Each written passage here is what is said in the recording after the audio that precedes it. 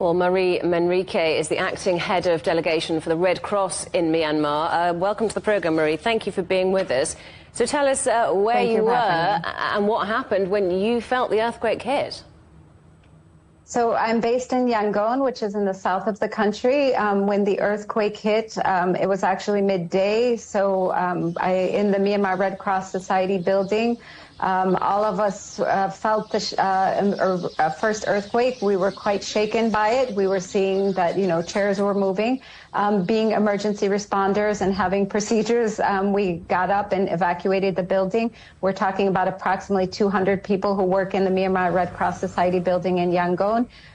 We evacuated into the streets. When we went out into the streets of Yangon, we could also see that people were quite concerned outside of what was happening. As you know, in any sort of earthquake, people have to be concerned about aftershocks. There was a large aftershock 12 minutes after, and this is the sort of thing that has continued for several hours after in the northwest of the country. But myself, unfortunately, all of the team of the Myanmar Red Cross Society and the International Federation of Red Cross and Red Crescent Society, there was no material damage to the building or any sort of injuries.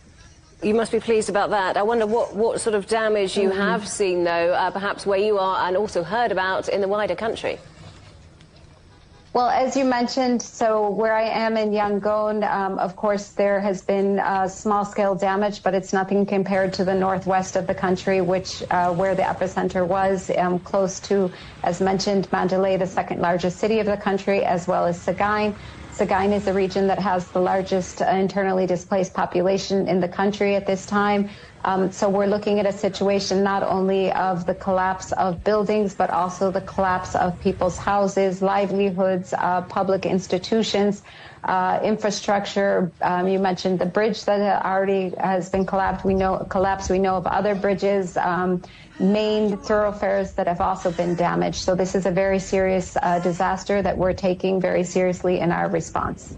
And with those collapsed buildings, that sadly means piles of rubble, perhaps people buried under that rubble. What are you hearing about the rescue efforts that are taking place? So the rescue efforts started immediately. So I'm talking to you from Yangon, where it's currently a little past 11 at night. We know that rescue efforts will continue throughout the night. We have always, in an earthquake of this type, a small window of actually to rescue people, and that rescue is actually being done. So we have the Myanmar Red Cross Society working with other local institutions on that, doing that search and rescue and pre-hospital care, as well as just attending to people. We know Myanmar is a country where people really work together, and there are first responders coming from local communities to work with one another. So late at night, as you say, people presumably scared to go back into their homes. What are those people doing now? Where are they going to spend the night? So as you mentioned, this is a great concern, not only people scared to go back into their homes, but homes that have been damaged. In that case, people are staying in what would be makeshift areas in public spaces.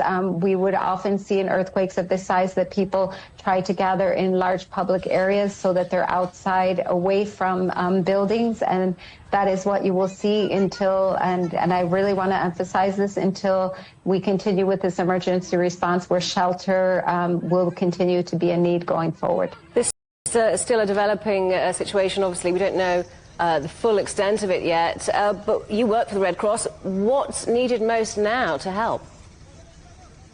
What is needed most now to help, I can say, is we're looking at probably emergency health needs will be needed, as well as water and sanitation. Any large-scale disaster, earthquake actually, will always have that. But as I mentioned, shelter will continue to be a need, and we need to also focus on what would be the response related to people's livelihoods and food security. So we, as the Red Cross, Red Crescent international movement, are really focused on those main areas in support of the Myanmar Red Cross Society, which has responded since the beginning of this emergency.